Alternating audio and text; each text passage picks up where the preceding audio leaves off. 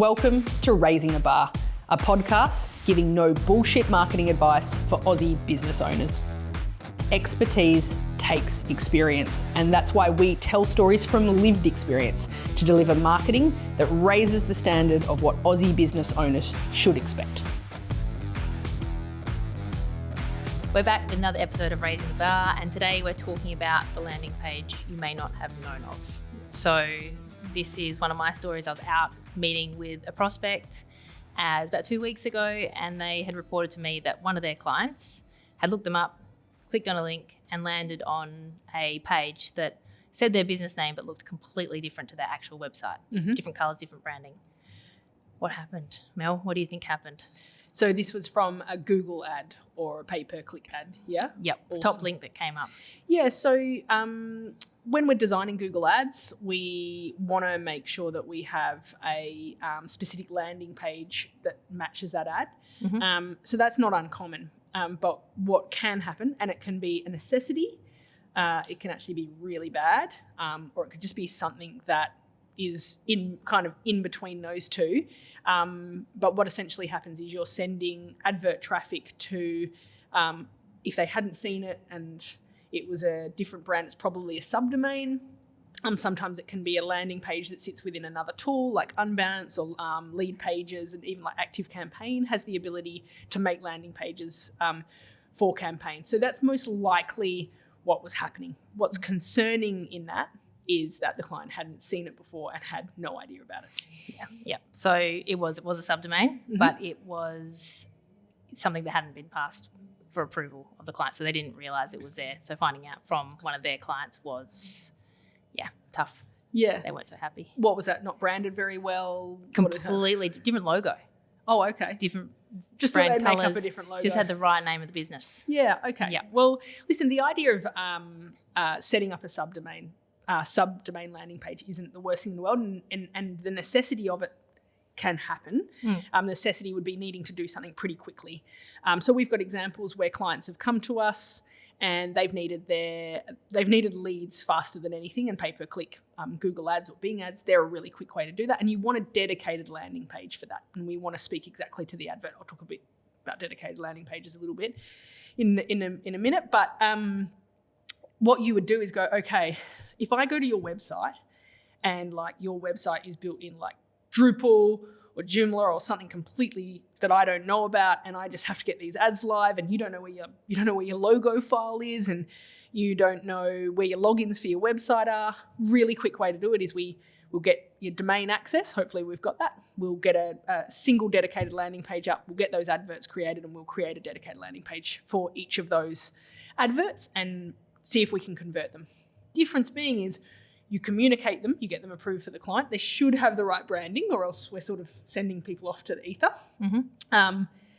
And in addition to that, they should be part of a bigger plan. So where they're a necessity, I want a bigger plan to be communicated to clients that, hey, we're going to do this for 4 weeks, but by then we'll be able to roll out your new website because we can't work with this framework, or we need your web developer to go and create these landing pages, and they need to be within the domain of your website or within your website. But in the interim, we're going to do this so that you haven't got 4 weeks of nothing. Now, what do I mean by subdomains and URLs? We'll just use us as an example, nice tidy name.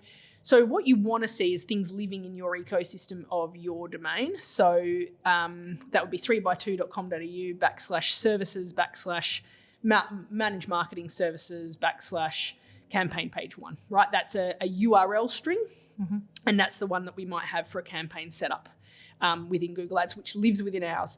A subdomain might be campaign1.3by2.com.au, but they've still had to access your DNS record to be able to update that. And usually we would hope a business owner has their DNS record, so you should sort of know what's coming. The one that's probably a little more dicey, though still can happen for some reasons, like we've had to do workarounds for 1 or 2 weeks for clients if they haven't had access to anything and need revenue quickly, is these landing page tools. So Unbounce and Leads Pages, Active Campaign, HubSpot has options for it. Most commonly, we love things like this for if you're running an event, you can really quickly put a registration page up and it works really well. But in the case of pay-per-click or Google Ads, we don't like them very much. And that's because Google wants your display URL. So when you see a Google ad, you'll see 3by2.com.au as the display URL. They need that to match the URL string that the ad actually goes to. And it's actually that ends up breaching their policy if it's the wrong way around. So that one is a bit more of a problem, but can be done. A subdomain can be okay. But really, we want a long-term plan to bring that back into the full website, the proper domains ecosystem. Yeah, so there's that workaround initially, but there's always a bigger plan. It shouldn't actually need to happen. But most of the time, it would really be that your website's incredibly old. Actually, it happened with the glass company we work with. Hey, Eamon. He had been hacked. And so we were rebuilding. I think we were rebuilding in 3 weeks, 2 weeks of ridiculous rebuild speed because his website had been hacked by a previous provider. He kind of came and said to me, shit. I said, that was a good way around it. So on a subdomain, build a quick couple of landing pages, emergency glass repair, blah, blah. Got the leads still flowing in. New website went live, pulled it back together. There's really legitimate reasons to do it. Having it long term and the business owner not knowing about it and it having the wrong branding on it, not acceptable. So why does an agency do that in the first place? Yeah, there's a legitimate reason, like speed, getting it to happen. But this one's going on for a while. Yeah. So the lazy is probably one option. And I think at the end of the day, you only have to think back to our experiences here when you're a client. If you don't have to, when you sell cookie cutter digital solutions, right? When you sell, we've got a $550 pay per click solution that'll be 2 ad groups and it's this, and you don't know anything about the client, but you're happy to sell it for that. You've done no discovery, you're in big trouble. So to save themselves, most agencies where we go in and we're fixing this stuff, it's just that this cookie cutter approach and they haven't invested in the client. But to save themselves, the cookie cutter is we don't use a website, we use this. If you can't get us a logo, we don't care if you get us a logo file. We're going to moof together something that we can get. We know ads, and ads are just going to work, right? And so it's just a really fast, surefire way of getting something up. And it's lazy, and you're not doing your audits, and you're not looking at the entire customer journey. But if you just sell, $1,000 a month pay per click solutions because you're just a big national digital agency, that's what you do because you don't want to lose money doing it right. Yeah. And so with these guys, there was also the claim that a dedicated landing page would convert better. Oh, now. Is that true? Yeah. Yeah, that's not incorrect. So dedicated landing page, wherever it sits, is always going to be the better solution. So kind of like the customer journey, I don't want to get like too deep into pay-per-click because we've done it in previous episodes, but when you think of a Google ad, it comes up, you've got your sponsored advertising, you've got a nice meta title, advert title, and then you've got your meta description. And if it was John's Plumbing, that's going to be something along the lines of, let's say let's look at 2 different service types because then we can split out the dedicated landing page. He does emergency hot water repairs, hot water systems, right? And so one of his ads is Perth's #1 hot water system repairer.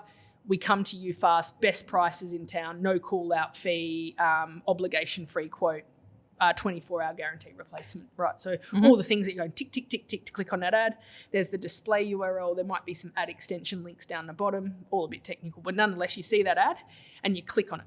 Now, if you click on that ad and it just lands on, did I call it John's Plumbing? John's Plumbing, yeah. But you just land on a John's Plumbing's page. So I've clicked on my hot emergency. The kids are screaming, they're nudie, the hot water system's blown up. It was only the other day. No, just kidding. And then I land on a page that she says, John's Plumbing, Perth's most trusted plumbers, and it's his homepage and a picture of his 10 staff members. I don't really give a shit. I wanted to go to the page, which is, you can get a quote, fill in now, phone this number if it's an emergency. I just want to phone people. I want to have an idea of cost. I want to know if you service my area, get it to me, right? So dedicated landing page, that's what we're talking about. What you search, what you see in the ad is relevant to you. What you click on is then relevant in the advert, in the landing page that you've done. Yep. John has 4 different groups of adverts running. So he's got his hot water, emergency hot water. He also has his emergency leak detection. And his emergency leak detection page has to hit straight to the dedicated landing page for emergency leak detection. Because again, we don't want that messy customer experience where you're trying to find the leak detection or the hot water page. So that is relevant, right? But what we want, what we in best practice is what I'd say is it needs to live in the same ecosystem as the website. It needs to have that URL string. And I'd say that for data integrity, for ownership, there's some bad stories as well. It was one bad story I really have. But also just to make sure that it's actually contributing in the conversions of that page and the Google ads and it gets a bit technical, but in reporting, when we get a conversion on that page, so someone makes the inquiry, it's hitting Google Tag Manager and coming back and saying that page converted. And if that's the goal of our campaign, that's a good thing for ads, and your ads are going to show because you convert more on your ads if that's the goal for that ad. So that's when it works well. Mm-hmm. How about when it doesn't? How do you know when it's not working well? Really bad. Listen, it's not, I think like this client might have still got leads off this subdomain landing page, right? The concern for me is if you aren't with that agency anymore, where does that, if it's on your domain, maybe you retain it still, but if you don't know it exists, that's a massive problem. If it's really bad, the things you have to check on that landing page, if someone goes to your website, you would at least hope that you know that at the top you've probably got a phone number at the top to click. You know the form field. You can go in the back end of your website and make sure that those forms are coming to your email address. Mm-hmm. Some other random landing page that you never knew existed. Are those emails getting to you? Is that phone number redirecting to you? So I guess in terms of that checking for those things, that's the real bad, like those things going somewhere else. And that's probably the worst we've seen. They haven't been going to the business owner. So what are the key things that should be reported on or can be reported on for Google Ads? Yeah. Yeah, I think if you think of the Google Ads console is a separate console to Google Analytics, and there's actually a separate console which is Google Tag Manager. Mm-hmm. And if these things are kind of all in their ecosystem, but really you want all of your website existing within this one Google Analytics platform. So the way I'd best describe it is if you're about to invest in a marketing channel, which is Google advertising, you would have, and your business has run for a year. For a year, you've had this steady state data. So this is the number of users that hit your website or website visits, and this is time at the bottom axis. I'm going to do it that way around for you.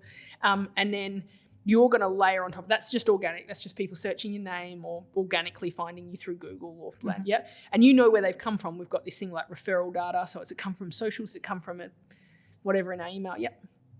And then on top of that, you're investing in ads. If that's on another page that doesn't have that Google Analytics data in it, your benchmark is just your benchmark. What I would want to know is me investing in Google Ads, what additional traffic does that drive to my site? Like what is the net difference of what I had before and what's this new referral source of Google Ads delivering to me in terms of website visits? Of course, the ultimate measure of ads is conversions. And for us, what is a conversion? I sell something from my site in terms of an e-com sale. I get a phone call that's a proper converting lead, not Google spam or an agency phoning to tell you your Google ads are running wrong. We're on to you. Stop doing it, or I'm going to go to the lawyers. So they're getting a proper conversion, or so a phone call or a form being filled out properly. That's a conversion. That's what we're ultimately reporting on. But that nice layered data of, hey, we turned off the ads that day, website traffic went down, conversions already went down. Why I like website visits and I like overall search volume data being in one neat place is we've looked after some of our clients for 8-9 years, right? Really cool. So we've got this there was a change from Google Analytics to a new Google Analytics program at one stage, but when we brought all the data across, you can see this beautiful, beautiful overlay of data in economic conditions, and you can start to make predictions on seasonality, when things are in demand, like fireplace businesses that we look after, there's a beautiful seasonality, but also economic conditions, right? So one of the things we like to look at is not as many people are searching. There's not as many search impression share, and we're seeing all the organic traffic drop, and we're seeing the paid search traffic drop. And we want to see those things together because then we're like, cool, we need to win you more of market share, but there is a smaller market share. So we've got to go harder at that. So we might need to spend a little bit more, or we might need to be more niche in what we go for, or we might need to increase what else would we want to do? Maybe even increase the awareness of different elements of their campaign to drive them to a specific element, or in our case, just get on the phone and talk to more people. So we love that overall data for the seasonality, and we love it because it allows us to look at economic times when we had clients for so long, and you can really give really insightful data. I just think, it's when we baffle people with bullshit in terms of data and we're not giving insightful data to their business. Why would you take it to a different location when you're trying to bring everything? It's a digital ecosystem. Predominantly, the website is the foundation of that. Analytics is the thing that should be the tool that's recording all of that in general. And yes, there's an ads platform that sits different, but that's just the thing controlling the ads and saying your conversions. Yeah. So really want everything in terms of being able reporting to be falling into the clients or your ecosystem. Website ecosystem as much as possible in that full domain with the full domain string rather than a subdomain. Essentially, it is a different website. It'll have a different website on it, or it would have to have another installation of WordPress on it in our case. Yeah. Yeah. So you said sometimes it's lazy, but also it can actually be bad. Yeah. Yeah. Talk me through that. Listen, two little elements. This one is with the reporting side is, if you're on a landing page you didn't know exists, the only person who can measure and tell you if your ads are working is the bloke that set them up, if that makes sense. So one thing you can look at, and I am not an advocate for clicking on your own ads, is you can click on your ads. What should happen is that you're showing your ads. So this is what the ad copy is going to look like.